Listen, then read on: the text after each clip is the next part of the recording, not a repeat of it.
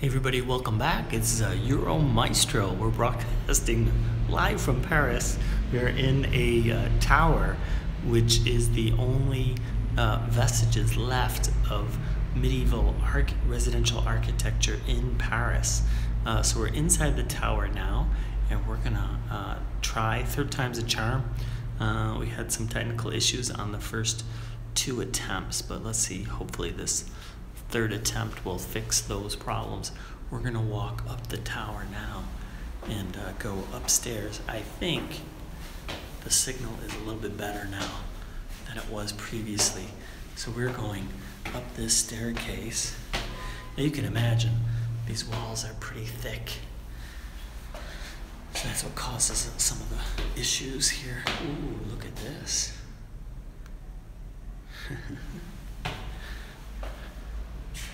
But at least there's windows. Some of them are narrow.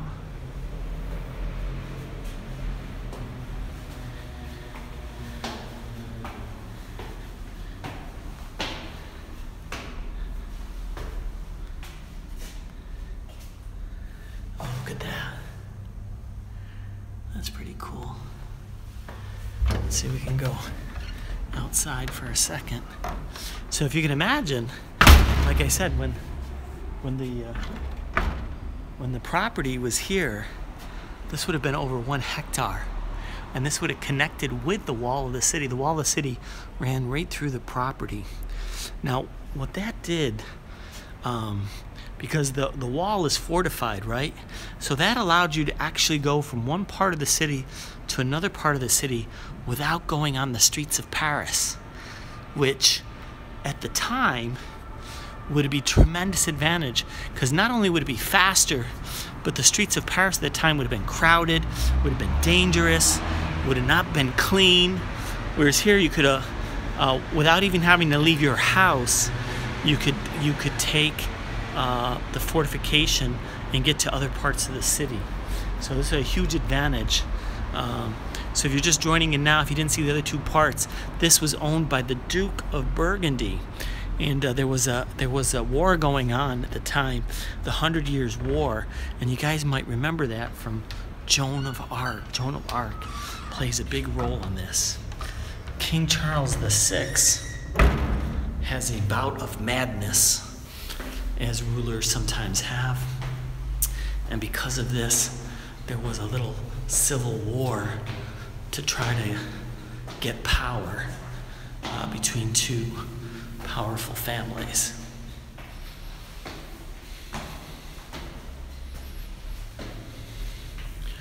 Now we're going up the stairs. Can you guys hear me? How is the video quality? Is it better now? I know we had some issues on the first two broadcasts, but I think it's kind of working this time.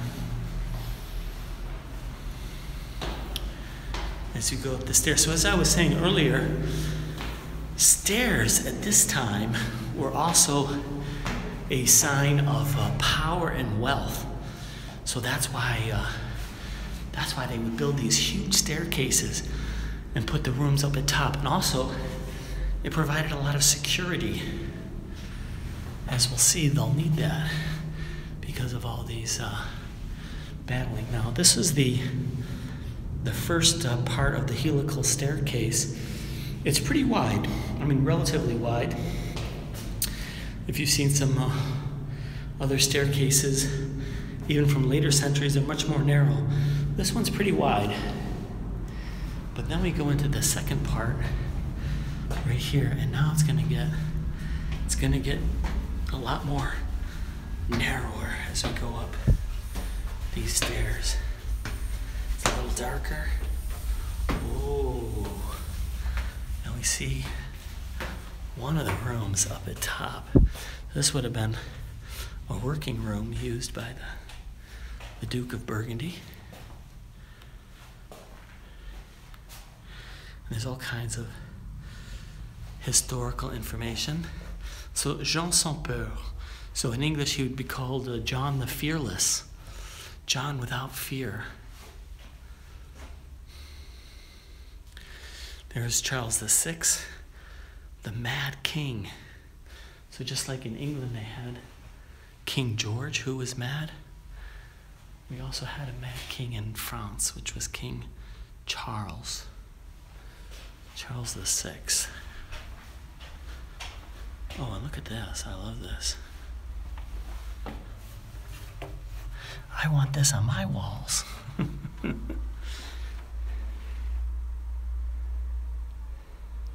So even though this is in the medieval times, in some ways, they had more amenities than at Versailles.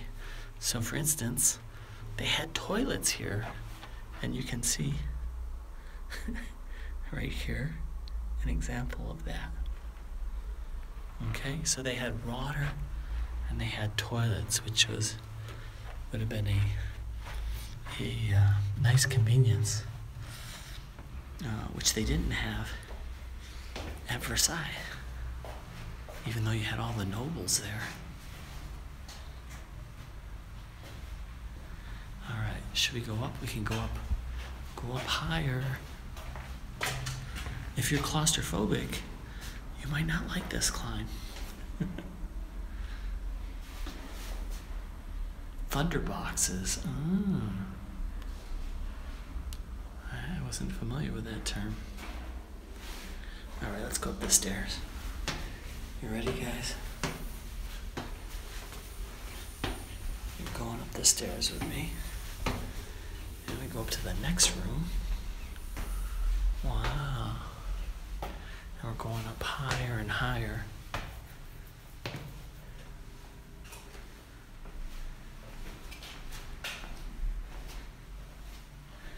I kind of like these rooms. I wouldn't mind living here, especially if I had a whole hectare of buildings.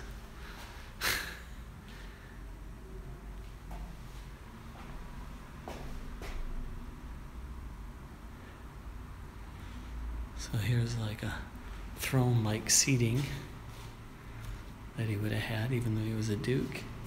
And here they show what the beds would have looked like.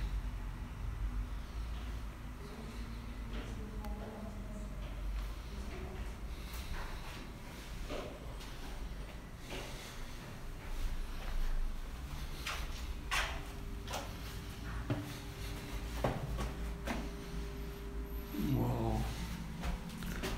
This is really small, whatever this was. I find out what this was used for. Maybe this was used for storage.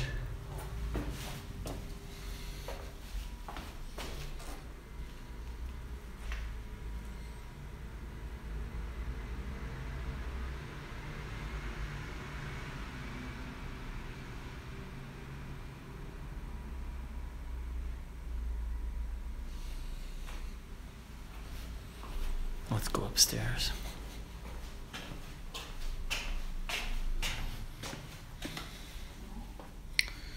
What did they use for heating? That is a really good question, because heating would have been pretty difficult at the time. I think they would have just used fires, but we'll double check.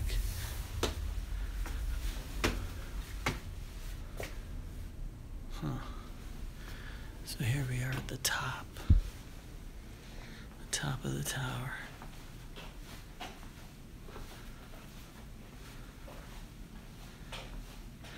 Now I like this right here. I would wear this today. I gotta see if I can buy that. The shoes, I'm not so sure about the shoes. They're long and pointy. But I like the top and the pants. And there's the female version and another male version.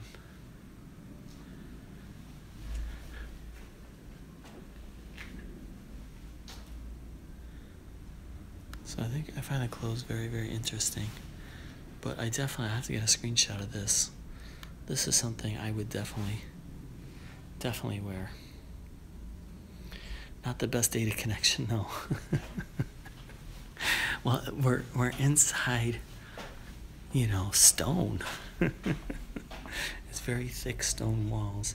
So it was built as a fortification, as a defense, so it's kind of understandable. It's probably not the best, but the good news is they do have Wi-Fi.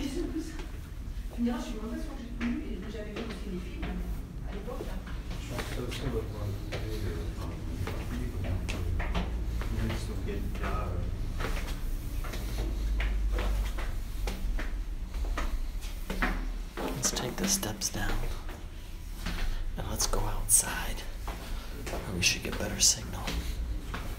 I didn't show you guys the basement. Oh, look at this. Somebody inscribed something in here in 1877. So you got graffiti from 1877. That's pretty funny.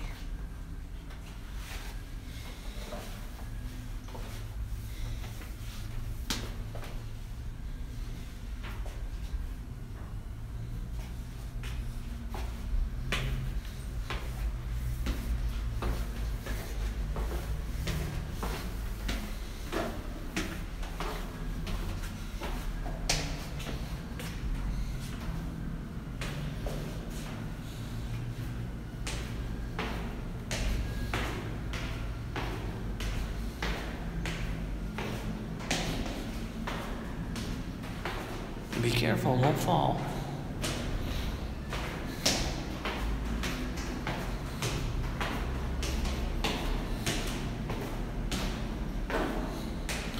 This must have been like a door or something here.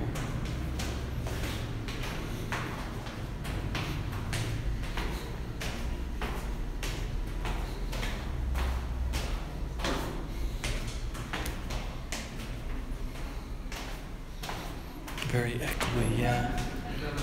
I'm not surprised. So here's a little map. So this gives you an idea of what's going on. So this whole thing is the Paris of today, the big circle. And this small circle would have been the Paris of that time. So there's would have been a wall around here, okay?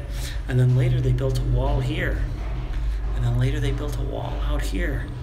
And then finally they built it out here. So they kept expanding these walls and making the city bigger and bigger. But this is where we are right now. So today it's like right at the center of the city. But back then it would have been the edge of the city. So it gives you a little bit of perspective. And that's one of the reasons why you have this fortification here. Okay, we looked at this room earlier.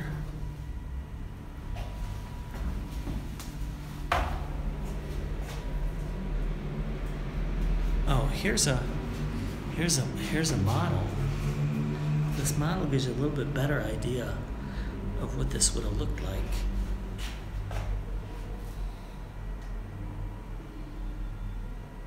Okay, it's the only thing left right now is that center tower there.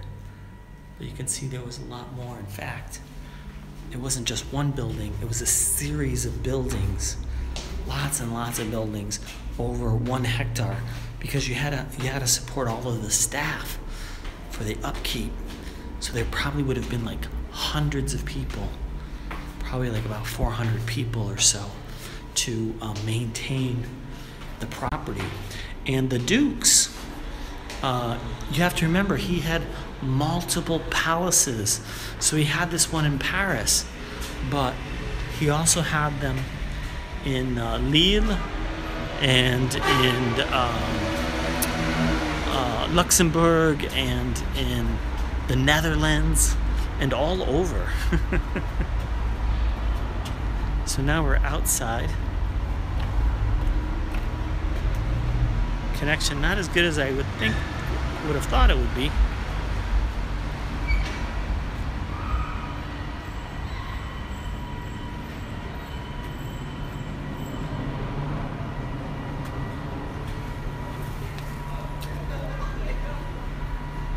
There you can see the inscription.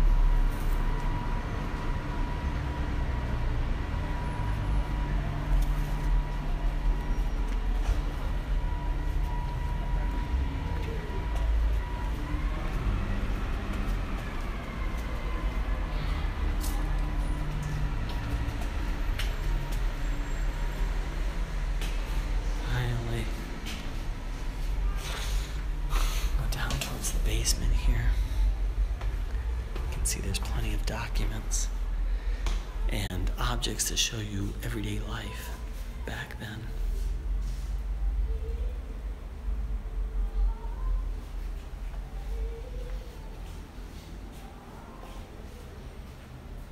Euro Haiti. So we're in a medieval tower that would have been a part of a medieval residence. In France, we call them the hôtel. So what did the little door in the first curved wall lead to? So that was part of a huge wall that went around the whole city and had fortifications. So that would allow you to walk around the city without going onto the Paris streets, which is like, at that time, would have been a huge advantage. Okay, so I was saying earlier, the streets then would have been crowded, not safe, and would have been not so clean, whereas inside the compound, it would be pretty nice, like you can see here.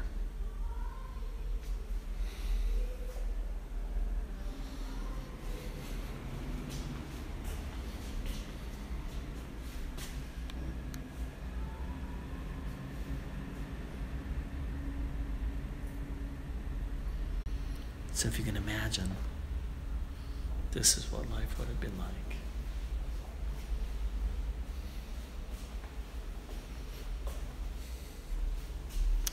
And it goes down a little bit further. I'm not going to walk down there because I'm sure we'll lose signal. But I will just kind of show you a couple of rooms. You got to go down the steps. And through this first room, through that opening there, there's just a big room where you could do a lot of things. But beyond that next room is another tower, and that tower would have been, what's the word for that in English? It would have basically been like the storage dump for all the waste. So all of the latrine waste would have come down that big tunnel. So this is called the Tour of Jean Sans Peur. So in English, it would be the Tower of John the Fearless.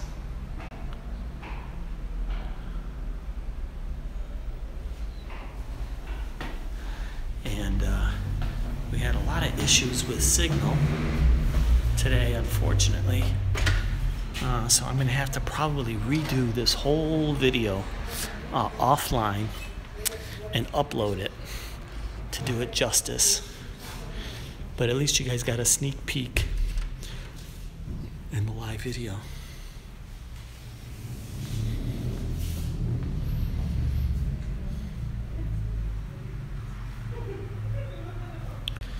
Let's go outside one more time so you guys can see what it looks like. You love the blue and stone wall. Yeah, so anyways, this part here, before we go outside, let me show it to you one more time. So you can imagine this thing would have gone all the way around and would have been a tower, which would have been part of the fortifications along the wall. Okay, here you see some medieval clothing.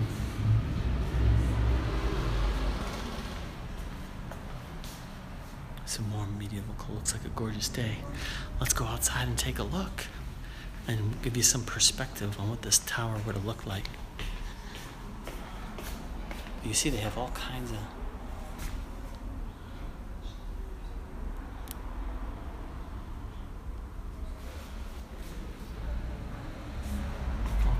objects on display here. Alright, so now we're going outside and we'll see quite a contrast between current Paris architecture, which you see here. Some of the medieval, yes, look quite gesture-like. I like that one, I don't know if you guys saw it, upstairs on the top floor. that is something that I would actually wear today. I'm gonna have to take pictures of that. So let's try to show you the contrast. So here is quote-unquote modern Paris architecture, which dates mostly from the 19th century. And you notice a lot of uniformity in the Paris architecture. And here we have the medieval architecture, which is part of the flamboyant French architecture. So you can see by the very top. And like I said earlier, this is the only medieval residential architecture that still remains in Paris. And the only thing that remains is this tower, okay? But you have to imagine, this tower is just one small part of buildings that took up 1 hectare of space. So we're talking about, he had a lot of space, 1 hectare. The medieval clothing is probably quite heavy. It probably is heavy. I have to find out what the material is made out of. But it looks really nice. I mean, I like the color. I like the cut. I like everything about it. So I was gonna have to get some period clothing for various balls that they have at Versailles, and that would be something that I would want to wear. All right, so I hope that gave you a little taste. Sorry about all the technical issues, but I will do a separate video offline, and I'll do it in 4K, and we'll have one continuous piece, and you'll be able to see the outside and the gardens, the vestiges of the wall. You can kind of see there where the wall would have been, actually, right there, actually. So you can imagine that wall going all around the city. Thanks, Euro. We'll watch full on replay. Thanks for sharing. Yeah, thank you guys. Don't forget to subscribe to my YouTube account if you don't already. Hit the bell so you get notified, and hit the like button if you like this video. And I mentioned out on my Twitter feed today, we had a big legal victory yesterday for YouTubers and for everybody, really, on the issue of fair use. So if you guys are familiar with YouTube, a lot of YouTubers do these reaction videos where they incorporate other people's videos in their own videos, and then they make commentary or criticism, and they do other things with their videos. So normally that is considered fair use and is an exception to the copyright infringement laws. But occasionally copyright holders will try to sue you, and that's what happened. And this was a big drawn-out case. It took over 1.5 years, I believe, in total time. But the decision was announced yesterday, and it was a victory for the people that were getting sued, being accused of copyright infringement. And the judge said that they were absolutely entitled to use that video the way they did. So it's good news for those who want to do commentary, criticism, or news in sharing videos. So I'll put out some more links up on Twitter later if you're interested in that whole history. Yeah, it's great news because it makes it a lot easier, because otherwise, I mean, the copyright laws are already pretty strict. If they had lost that case, it would have made it almost impossible to show you even like small clips of videos without the fear of being sued. And just so you know, this being sued, even if you're a small YouTuber, is an extremely expensive process. So their legal costs are well over $100,000. They never even had a trial. That is just for the pre-trial motions, okay? Pre-trial motions, requests for summary judgment. They never went to trial, and it still cost over $100,000. So that's why these lawsuits are very serious, because they're a major impediment to broadcasting and to filmmaking, because you have to have really deep pockets just to survive the first stages. If this had gone to trial, it would have cost a lot more, you know, maybe $500,000 or $1 million. So as it was, just the filing the motions ended up costing well over $100,000. So yeah, fees are very expensive in the States, and that's why it's a big issue. It's a big victory for YouTube, and you guys will probably be hearing a lot about that. Anyways, have a great day. You can see it's a beautiful Thursday afternoon here in Paris, partly cloudy, but nice and warm. And you can see people cycling. We like this cycling. Look at that. There's as many people cycling as cars. So that's a good sign. All right. I'll talk to you guys later. Bye.